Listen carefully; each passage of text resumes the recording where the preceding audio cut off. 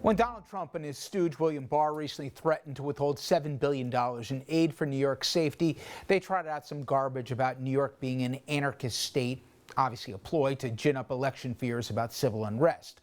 People logically pointed out that cutting off federal aid in a pandemic, especially if your reasoning was safety, was as stupid as it was cynical.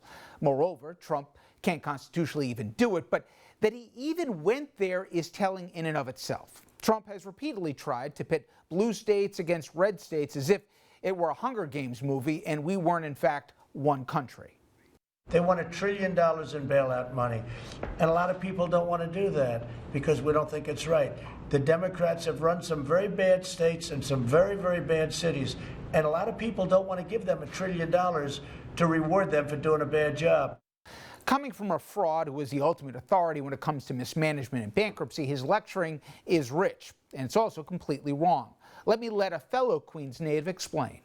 The Democratic states have been supporting them for years. New York, every year, $29 billion more paid in than it gets out. And then you look at the Republicans who now say, well, we don't want to help the Democratic states. They are actually the states that have been taking more every year. Trump is hardly the first Republican to try and screw New York. Ford famously, in the telling of the Daily News, told the Big Apple to drop dead. More recently, after 9/11 attacks, the GOP-led Congress tried to withhold aid to New York until the public shaming got just too rough. I'll never forget Ted Cruz having the temerity to actually tell a smoldering New York it would have to go without, and then having the nerve to schedule a fundraiser in the city.